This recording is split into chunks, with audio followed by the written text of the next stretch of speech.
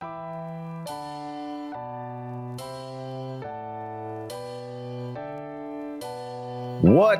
is good? We're back. We've got week 10 sit starts for your running backs. We're going to go through every matchup, talk it out. We got a little man versus machine. So we've got the model built by your boy, Quality Stats, the P-Whopper King over here. And me and Chev have capitulated some rankings together, and we're going to tell you what we like against the machine or the model versus what we like, and we're going to run through every matchup. Chev, how you doing? Phantasmal and ready to get into the happenings of week 10, I guess. Yeah. R.I.P. Tucker Craft. I got to do it. I'm going to do it on every show until the end of the fucking season.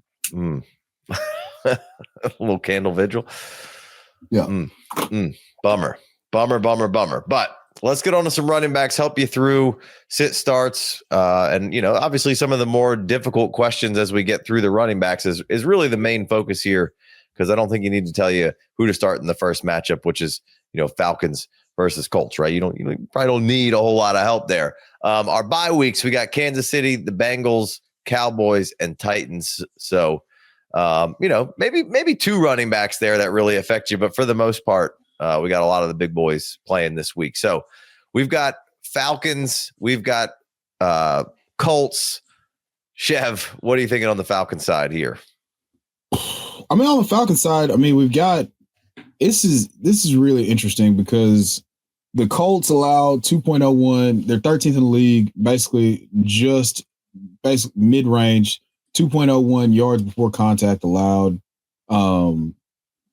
It's one of those things where I feel like they're not a good run defense, but secretly they might be, but I don't feel like they are. Anyway, nothing changes. If you're desperate, you can start Tyler Algier. This is a 48.5 point over under, or 49.5, if I'm not mistaken. So yeah, I don't feel like I need, that's what I want to talk about, because we're not talking about, I refuse to talk about whether or not you should start either one of these running backs. Like, what are we doing? Right. Yeah. It's a layup. You play Bijan Algier if you're desperate, really, probably not. On the away side, and then at the home side, you're gonna run Jonathan Taylor out there. I don't really care what you do, how you do it. You're not benching those guys. You can get as cute as you want and say this or that because of whatever matchup, but the model comes in with Bijan at RB5. We've basically didn't move it there. We've got him at RB5. Don't get cute. Jonathan Taylor's RB1 model wise, and for the season and forever and ever. Amen. Until something changes. Taylor didn't do his usual stuff last week. He'll probably be back at it like a crack addict on this go round. So pretty easy on matchup number one. Let's get to matchup number two. We've got the Lions at the Commanders. Chev, what are we thinking on the Lions side here? Lock and load.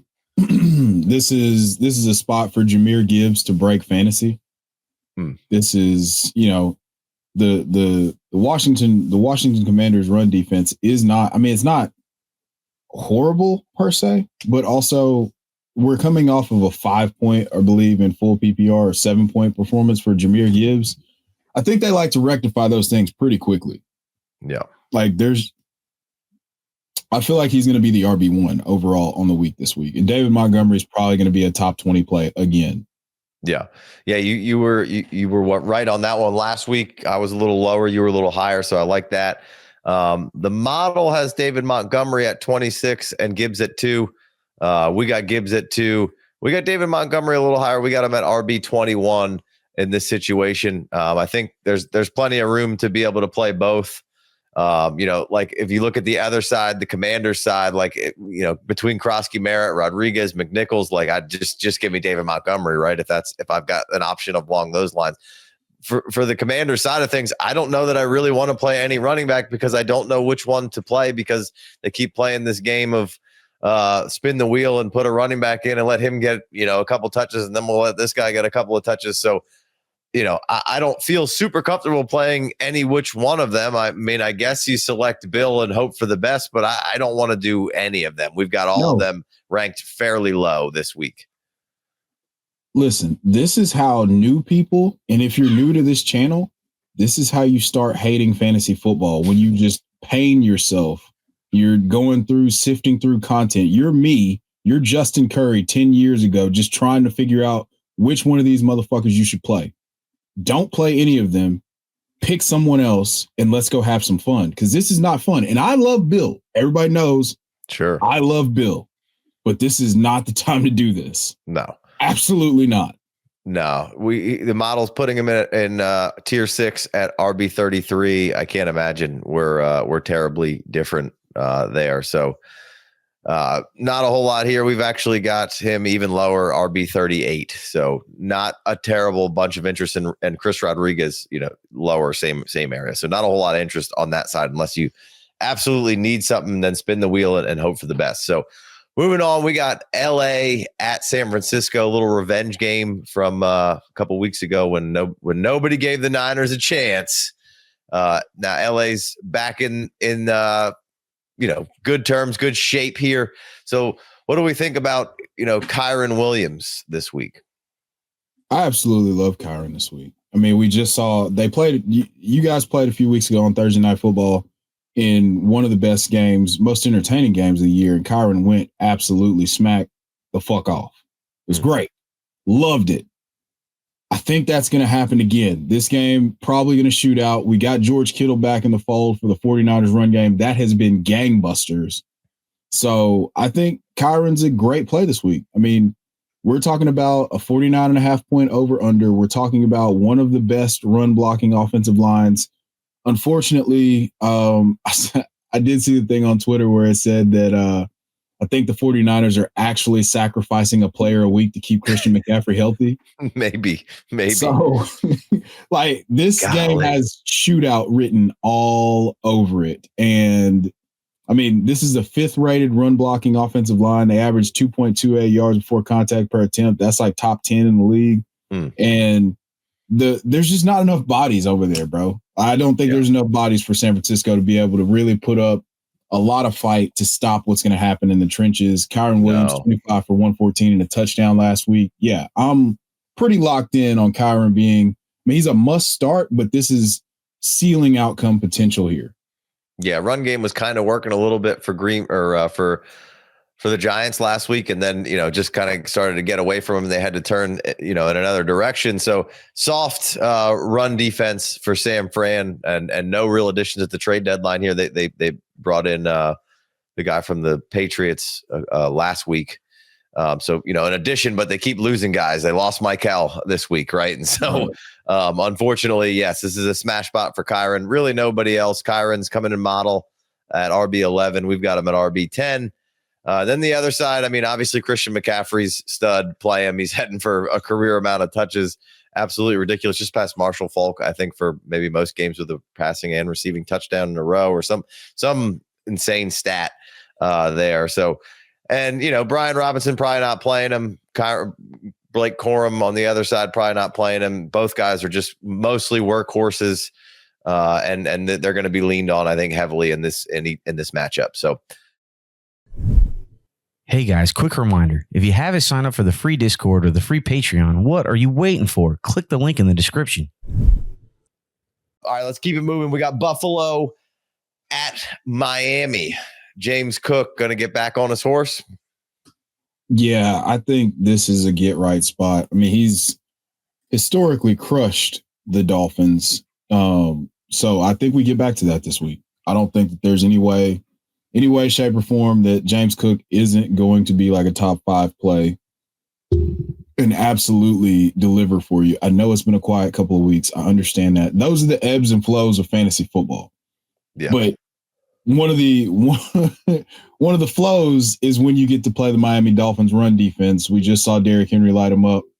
It's, if I'm not mistaken, James had a pretty strong game against them in week 3 or 4 earlier this year. So this is just, hey, I see the Dolphins. I see dollar signs. This is wheels up for James Cook this week. James Cook coming in at model RB4 tier 1. We got him in the same spot. This is an awesome spot for him. You probably don't want to play any other, Ray Davis or I'm drawing a blank on the other running back over there, Ty Johnson. Yeah, see, nobody needs to remember the third running back because they need to just give the ball to Ray Davis. It's crazy. It's crazy that I feel like Ray had such a good year last year, and we're just not even seeing enough Ray Davis this year. I mean, Cook's been cooking, so I'm not mad at him, but I just give me a little more Ray Davis in my life. 19 for 108 and 1 for James Cook versus Miami earlier this year. Yeah, I think we're going to be and they just lost Jalen Phillips too. Another a key piece on that defensive line. On the other side, Etienne, absolute stud. Ollie Gordon, if you were really desperate, I could see him. He's ranked fairly low. Etienne coming in at our consensus rankings between me and Chev at RB8. I think the model has it a little lower, RB10, tier 2, but anytime Etienne is basically a must start every week. You don't need to know much more. Yeah, this is another one of the matchups so we don't have to spend a ton of time on to say like, hey, play your RB1s. Right. Exactly. Yeah. Correct. All right. Next matchup, kind of similar. We've got Philly at Green Bay. I mean, we finally saw Saquon get on track here. What you got, bro? That's just pretty much every matchup so far has been like, well, should I play Jonathan Taylor? It's just, these are some outside of the Commanders and Lions, like all of these are just like, yeah, you're going to play the running backs in this matchup. Yeah. And this one is no different. So Saquon, they're coming up by the Packers just got hit in the mouth by the Rico Dowdle Express. And I think that there's going to just be more of that because Saquon punished them in the playoffs last year. And I just don't think that as good as this unit started off the year against Detroit, it's just been a gradual decline, in my opinion, especially in the quality of run defense. And that is not where you want to be with a team that is as disjointed as Philadelphia appears to be offensively, because they have nuclear weapons everywhere on the field. Right. So it's the biggest nuclear weapon being their run game and Saquon Barkley. And I think Landon Dickerson might be back this week. Yeah, so, we finally saw Barkley get off this past week, the week before their bye, rather. And these are RB6 and 5. Josh Jacobs is at RB6, Saquon at RB7, in tier 2, but I mean they're tier 1 talents. So kind of is what it is there. This is another quality RB matchup here, right? So yeah, like we're playing everybody. And on the flip side, like the Eagles defense hasn't been as stingy against the run. Shout out to Milton Williams and all the depth pieces that they lost that actually really mattered, that we talked about. Imagine that early in the season. Yeah. So this is a great matchup for Josh Jacobs as well. Yeah, I agree. All right. We got Baltimore going into Minnesota, the Battle of the Purples coming in hot and heavy. On one side again, we've got a pretty easy layup here. It's Derrick Henry, right? Yeah. I mean, yes. Yeah, got it. He's coming in at RB9 and for us an RB8 on the model in tier 2. Pretty simple stuff here, but now we get to the other side of this Viking situation, and it does get a little interesting, right? We have Jordan Mason and we have Aaron Jones, who Aaron Jones in the beginning of that game looked like primetime Aaron Jones and would be the back that you want to start, but we're dealing with a potential injury situation here, and the Ravens have been getting a little tougher up front on D, right? So how do you view this matchup here for Minnesota? Man,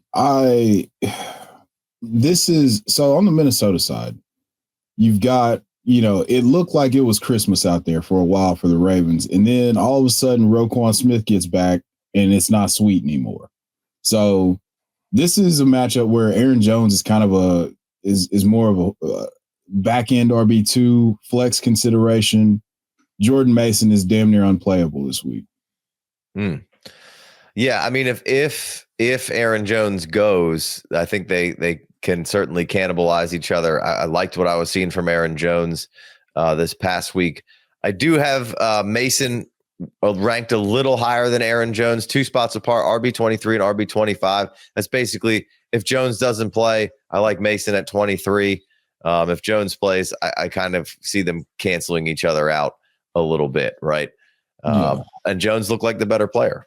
I mean, Jones historically has been the better player. So surprise, we throw him in the backfield together and he's still the better player. Like, right. The metrics were better on Jordan Mason last year, but he was also in a fantasy Valhalla of, run goodness with the 49ers. So this should be, I mean, I like Jordan Mason. I just don't think that as long as they're going to cannibalize each other. You put it perfectly. I don't have to say anything else about it. Yeah. Model has Jordan Mason at RB22, tier 4, and then Aaron Jones way down here at RB35 and tier 6. So they have a big discrepancy in it. Not so much for me and Chev. If I had both of them because I drafted both of them, and Aaron Jones is healthy, I think I'd rather play Aaron Jones this week.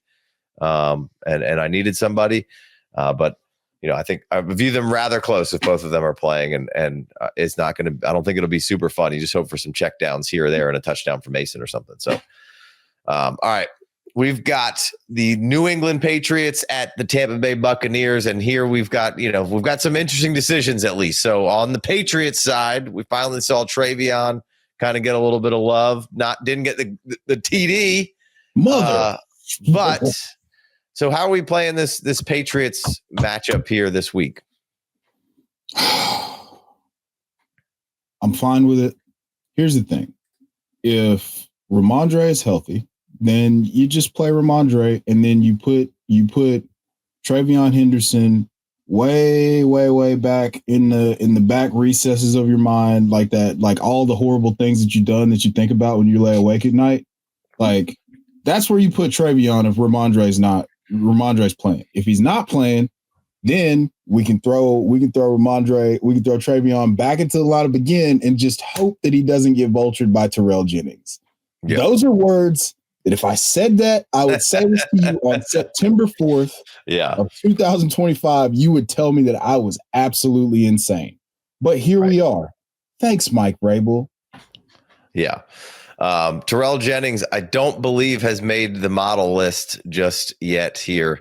But the model is looking at it as Ramondre at RB25 if healthy, and then Travion at RB32, both within tier 5 there. And the way that me and Chev were kind of looking at this was sort of like the Mason Aaron Jones thing. If one's healthy or not, we kind of put them back to back. Then if Ramondre is healthy, RB26. If he's not, then Travion RB26 or 7. I feel like kind of swap them out a little bit. And if you really needed to pull, cord in case of emergency, I guess you could throw Terrell Jennings in your lineup here and hope for. I mean, he wasn't terrible, but at least we got to see a little bit of Travion love last week. Some catches, look better on the ground, I think, personally. It's almost like if he gets into a rhythm, he can play football well. Yeah. Imagine that. It's crazy. I don't think Ramondre is going to play this week, so I won't mind firing up. I will fly to Foxborough and cut that motherfucker's toe off just so we can get. We can call him old nine toe Mondre, just so we can get a full game of Travion Henderson. Let's see some more Travion, baby. I just want 19 touches, bro. Just 19, yeah. Not even 20. I'm not even going to be greedy and say 20. Just give me 15. Give me 12 in the gut and 3 or 4, toss it to him, and I'm straight. I think he could do what he needs to do there. So that's fine with me. And I still like where he is in the ranking. On the other side, the Bucs, we haven't seen Bucky Irving in a while. And so we've ranked both of these guys back to back, Rashad and Irving. Rashad White's been very solid in the absence of Bucky Irving. But if Bucky's back, Bucky's a stud. This is a tough matchup though, right? So tempering expectations for both of them a little bit. The New England Patriots allow the second fewest yards before contact per attempt, and they haven't allowed a singular 50-yard rusher this season. Right. So, again, shout out to Milton Williams. Shout out to him. And Vrabes just putting those puzzle pieces together in the offseason quickly to just kind of revamp this whole thing. Yeah, got those boys chewing concrete over there, and now all of a sudden we can't run the ball anymore. That's right. The model has Bucky at RB9 and Rashad White at RB12 in tier 2 for Bucky, tier 3 for White. And then we've got them back to back at 14 and 15. So like we're viewing a lot of these injury situations as kind of stacking these guys up and saying, if not this, that, right? And so that's kind of the way I want to play that, kind of moving forward with a lot of these guys. So, all right, let's keep it moving. We got Giants at Bears coming up here. Bears get another dub. Giants take another L. And we thought, hey, Tyrone Tracy gonna get some love. Got to be excited about him. Devin Singletary gets much more of the workload, and I feel like as soon as we move Devin Singletary up, Tracy's gonna pull the wool all over our eyes this week, right? So how are you viewing this Giants backfield this week, Chev? Man, we were talking about it before the show started, and the biggest thing here is just that we don't know exactly what. We don't know exactly what to make of this. Now, I do think they got a wrench thrown into their game plan slightly when their right tackle, his name escapes me. Jermaine Illuminor. Yeah. He got hurt early in that game against you guys last week. And I think that threw some things off in terms of like the way that they were planning on attacking things. Check the injury reports. I know it's just kind of getting into the minutia to talk about offensive linemen and how that affects things, but I'm going to talk about it again when we get to the Chargers and Joe Alt being out for the season. So I think that's an important thing. I think that the Bears were absolutely putrid early in the season against running backs in terms of yardage allowed, yards before contact, all that stuff. TJ Edwards, and they've started to kind of meld together to put up a more formidable defense, even though they gave up, Chase Brown had 14 targets last week. I like what this run game can do if they're going to lean on one person, but I also accept the fact that Devin Singletary is just inevitable if he's going to be given a chance to earn the workload. Right. Like he's good. Solid player. Yeah. And it's just not good enough for fantasy, and he's not bad enough to actually give the guy with some juice, like some real juice that would boost our lineups, Tyrone Tracy. So, all that being said, these guys are both kind of desperation flexes to me until otherwise noted. How do you feel about that? I'd still lean with Tracy in this just because the passing game prowess, the check downs, all those things. Tracy had an uncharacteristic drop last week.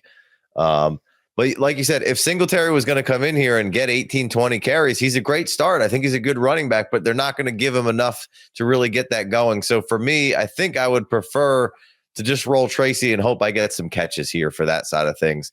And then on the other side, with the DAndreSwift and Monangai, like if DAndreSwift doesn't play, this is an elite matchup for the running back position of who's ever playing against the Giants.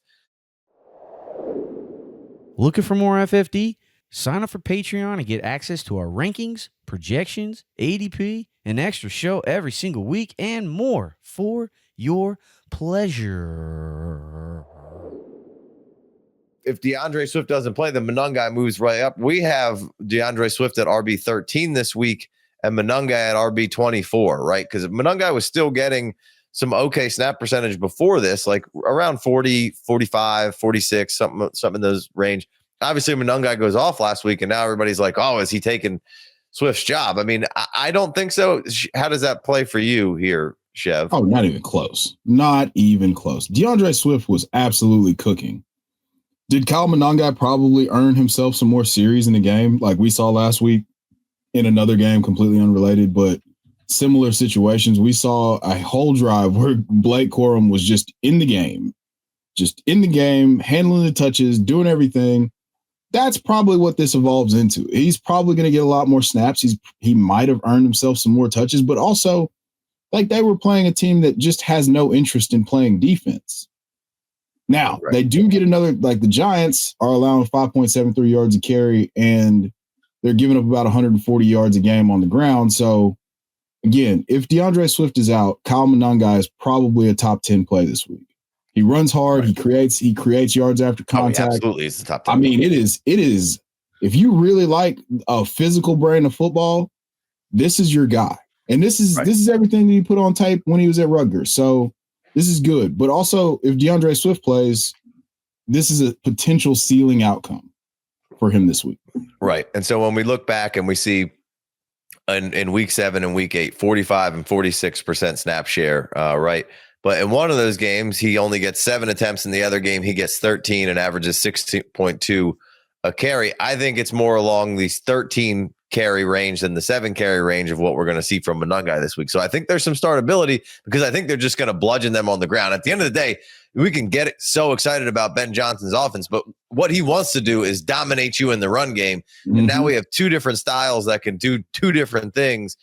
So I think he can come in here and just dominate the Giants in that fashion, and give Monangai and Swift still a pretty even split like we've even kind of been seeing before that, and see the more New Orleans Monangai than the Baltimore Monangai, where you saw 13 carries for 81 yards rather than 7 carries for 24 yards, around the same snap share. So I think there's some startability on both ends, but you got to monitor who starts there. I'm not scared to start either one if they're both there, but if Swift's out, Monangai just shoots up the board and is a real. I scoop and plugged him in a total point 10-man last week. Monangai did, and it was immediately in as soon as Swift was out, and I loved it. It was great.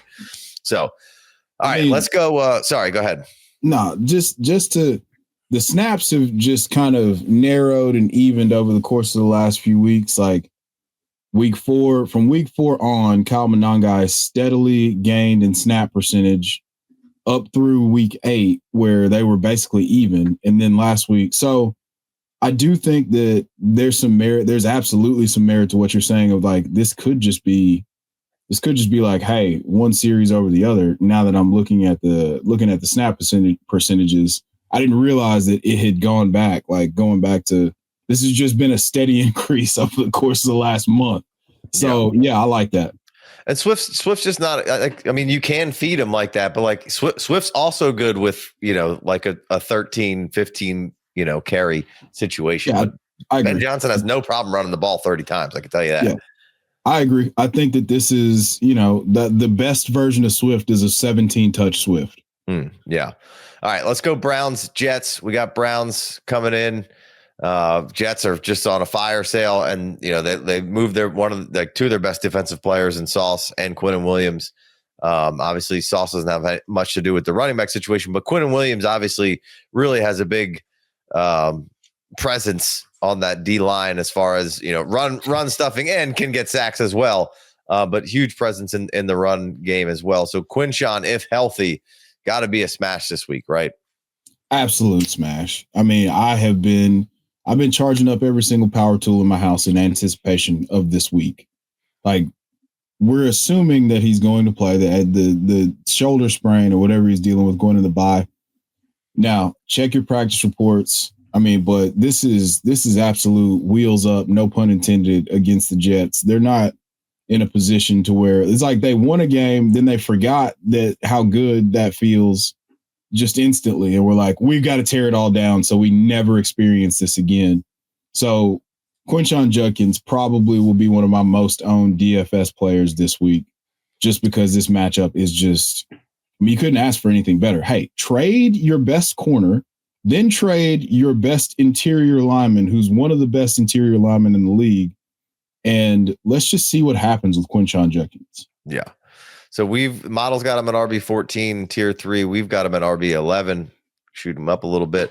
In the chance that Judkins doesn't play, you going Ford or Sampson? I'd go Ford. Yeah.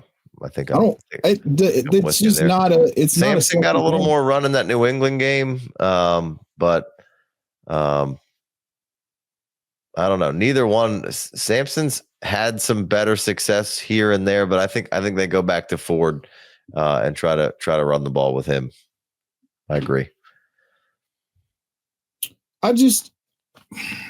The thing is like whenever Jerome Ford gets the ball, he does good stuff. So I default to that while also recognizing that Dylan Sampson is really good at football. Yeah. Yeah. I would love to see, I wish Dylan Sampson was in a different spot and could get more run. But I think the Browns lean on Ford a little more this week. If no Quinshon Judkins. On the other side, we have Breece Hall. The model has Breece Hall at RB21 this week, tier 4. We've got him a little higher than that, RB20. So basically you're playing Breece and probably nobody else in this matchup, right? Unfortunately, Breece got the short end of the trade stick, and he's got to stick around on a team that clearly seems to be having a fire sale. So that is a bit of a bummer. And Cleveland does have a good defense, but I'm still, not shying away from playing Breece Hall. He's a good player, a couple of catches, a breakaway run or something, and he still has a nice day for you. So yeah, Breece is, I don't know what to make of this. Did you see that the Chiefs offered a fourth and they just would not? Idiots. Just take the fourth and keep it moving. Yeah, bro. Like he doesn't want. That actually frustrated me today when I heard that somebody actually came calling, was like, "Hey, man, here's a fourth. Like you're not going to pay him, or if you do, you shouldn't. Don't want to. You're in the middle of a rebuild. You know what? It's so frustrating. I think that Woody Johnson hates Breece so much that he knows that he wants to get out of there. So he's just like, nah, man, I'll franchise tag your bitch ass next year too. Yeah. Just ruining all the nice things. Exactly. All right, let's keep it moving. We got Pittsburgh at the Chargers in this next one. Jaylen Warren's been very solid. Kenneth Gainwell, a little bit of an afterthought here. Backfield, how we play in this one? I mean, it's Jaylen Warren. It's, we're wheels up for Jaylen Warren. Like, if again, the way that they're using their running backs, they're giving Jaylen Warren meaningful touches. They're giving him first crack at the goal line. They're handing it like he's a workhorse. Right. He is an Arthur Smith workhorse, which is wild because we've seen him do some wild stuff with his backfields, but this time he was like, nah, I'm going to do the thing where I just give the best player in the backfield the ball. And he still didn't get it right because never mind. I'm not going to talk about it today. Why don't you tell us about? I should have taken the Steelers. Jaylen Warren, the model's got Jaylen Warren at 15. I don't know that we really adjusted Jaylen Warren. He's at 16 because we moved Swift up a little bit. So model likes Jaylen Warren. We like Jaylen Warren. I'm probably not playing Gainwell. The model, let's see where the model's putting Gainwell. I'm going to assume pretty low here. Yeah, 42. So on the other side, Kimani Vidal, had a rough week this past week, right? The model's putting him at RB 19 in tier 4. We've got him, let's see, at RB 22. So a little lower than the model. They've got Pittsburgh this week. I think Vidal can bounce back a little bit, but like you said, losing Joe Alt is never a good thing. Yeah, it's not only that, it's just this was a cake layup matchup. Seemed like it, yeah. For the Chargers. I mean, the Titans had allowed the second most explosive rush yards allowed to running backs this year. We're quite literally, like, Jeff Simmons was out. It was the perfect run out. And somehow or another, that offensive line just turned into paper mache. And then Kimani Vidal does nothing. Suck it, Matt Kelly. The feud that won't end. All right, we got Saints at Carolina. Alvin Kamara, what the hell are we doing? Crying in the car, crying in the shower, crying whenever you look at your lineup, crying whenever you decide after. Like, this is why the spreadsheet nerds have their little standards and stuff and talk about after a certain age, you just can't do the running back thing anymore because they're like all of a sudden in season, like Alvin Kamara looked good the first couple weeks of the season. Am I making that up? No, I mean, I thought he looked fine. I mean, they're just not he just doesn't have a role right now. Like they're just, It's not even like they're not even really playing him. Right. And they're not playing Devin. They're just opting not to use the running back position. Yeah. And it makes no sense. They're like, yeah, you know what we should do? More targets for Juwan Johnson, which love Juwan Johnson. No shade here. None whatsoever. But over Alvin Kamara? Over Devin Neal? It just doesn't make a ton of sense. Also, Derrick Brown being back in the middle for the Carolina Panthers has absolutely transformed Oh, that so defense. awesome. Him and Christian Roseboom are out there snapping necks and cashing checks. Absolutely. So the model has Alvin Kamara at RB28. We've got Alvin Kamara at RB34. Lost a lot of faith in him. I really don't want to play him if I don't have to. He's just a break glass in case of emergency kind of play right now, unfortunately. And I don't think it's because he's fallen off a cliff. I just think it's the way they're running their offense right now in New Orleans. And, I can't have him in my lineup if I don't have to have him in there. And then on the other side, Rico Dowdle smash in the lineup every week from now on until anything changes. And I don't want Chuba in the lineup if I don't have to have him in the lineup. We've got Rico Dowdle here at RB12, and the model has Rico Dowdle at RB16. So we're a little higher on Rico, but how could you not be, man? This guy's been awesome when they feed him, and I don't think they're getting away from feeding him right now. Yeah, I mean, this is just absolute carnage and wreckage. He's another guy that just runs with a level of violence that makes me irrationally excited to watch him play football. Yeah, same. It's been great, and they made the right decision there. I think, as much as we love Chuba and gave Chuba love, and they made the right move. Yeah, dude. I was banging the drum all off season to say, hey, Chuba is a workhorse. He's awesome. He handled 80% of the attempts inside the 5. But I mean, Big Daddy Dowdle's in town now, baby. Yes, sir. Different world we live in. All right, we got 3 more matchups. We're going to run through these real quick. We've got Raiders at Broncos. What are we doing on the Raiders side? We're just starting Genty, right, Chev? Yeah. There's not much else to talk about here. A fun matchup, but no, it's a terrible matchup. And if you're playing Raheem Mostert, I'm pretty sure you start or end your day with a ball gag in your mouth. Model's got Genty at RB17 because this is a tough matchup. They've been doing a good job of getting him targets, though, and that's what they're going to need to do in this one to, help your Genty stock. He's just too good. He's one of their best players. They got to get him the ball somehow. And at least kudos last week for getting 5 targets his way. That's what you're going to need to do again this week.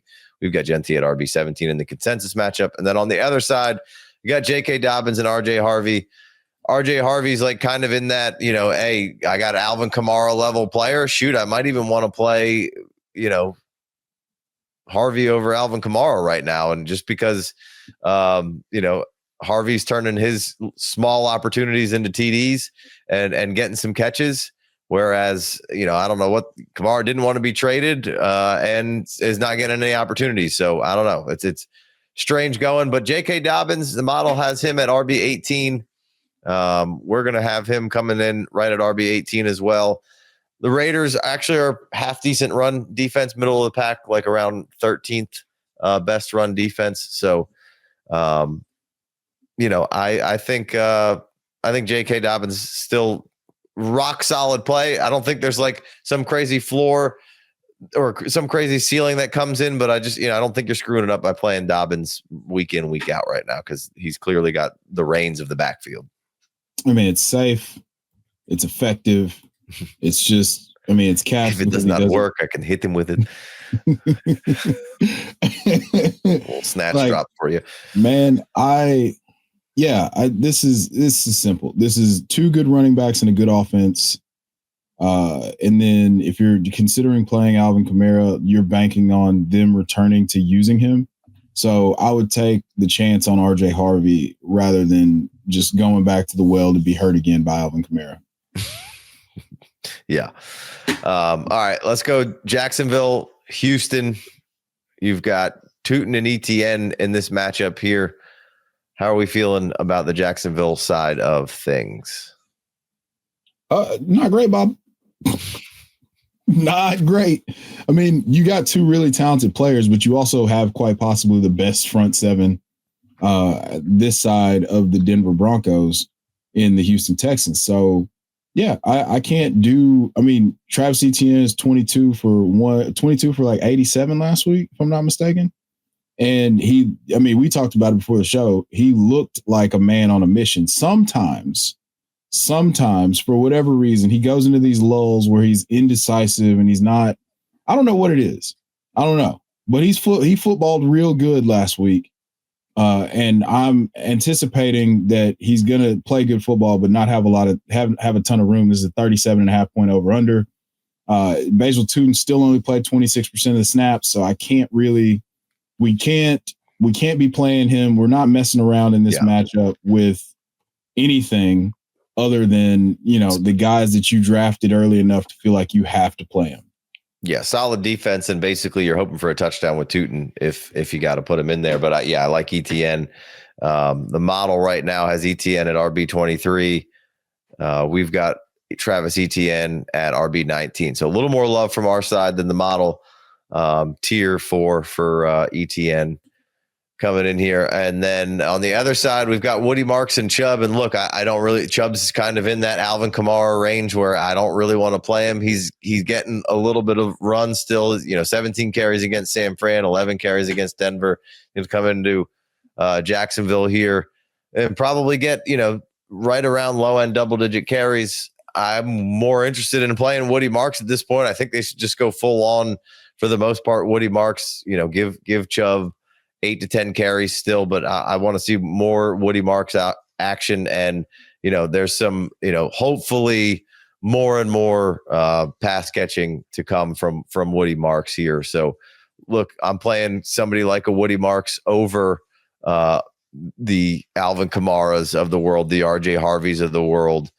Maybe even the dichotomy of Tyrone Tracy and Devin Singletary for a week until maybe we see something sorted out, right? I'm playing him over a Bill Croskey-Merritt. I'm playing him over a Chuba Hubbard right now, unfortunately. So, a back end guy, but there's a ceiling that can happen with Woody Marks, and there should be at least some receiving floor.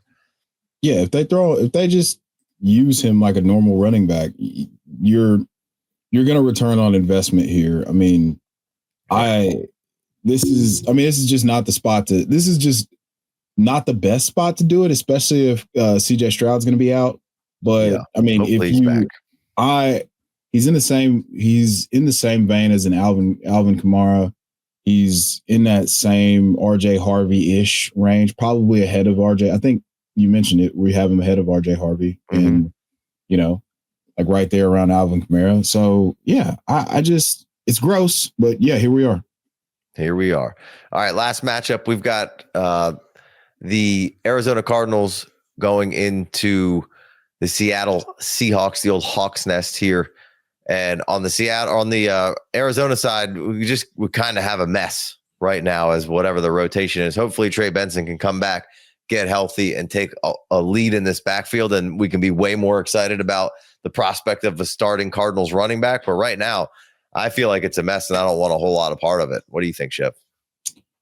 I think the cheapest, I was talking about Bam Knight, Trey Benson. If he comes back this week, obviously you've been waiting for the payoff for so long for all of the Trey Benson truthers, myself included. I think the guy that's going to have the most stable value that you can get onto your roster, because I'm sure people had the Trey Benson, Amari DiMercato. Mm-hmm. He's got juice. I mean, he's got open field juice. He's been used as their pass catching back. You need to, apparently Jonathan Gannon's forgiven him for the fumble.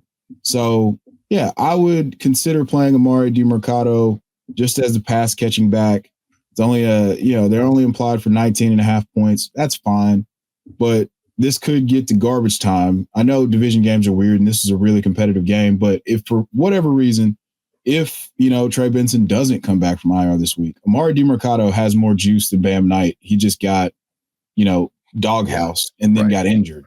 So it'll be interesting to see how this plays out. With no Benson, DiMercato would be the guy that I'd roll the dice on. And hey, let's see if I can get the upside play here. On the other side, it's Kenny Walker at Charbonnet. You can kind of play both right now, but it's not that much fun. It's not going to be, some crazy ceiling, I don't think. But Charbs has been the guy that's getting the touchdowns. We've got him ranked back to back here, like we've kind of done with some of these backfields that are a mess. RB28, RB29. And let's see where the quality stats model has these guys. It's got Kenny Walker at RB24, so quite a bit higher, and then Sharps at RB31. So that's going to do it for this week. Got every matchup in for your pleasure. Chev, anything else on the way out here? Yeah, go download the Lead Champ app, Google Play Store and App Store. We'll catch you next time. Peace.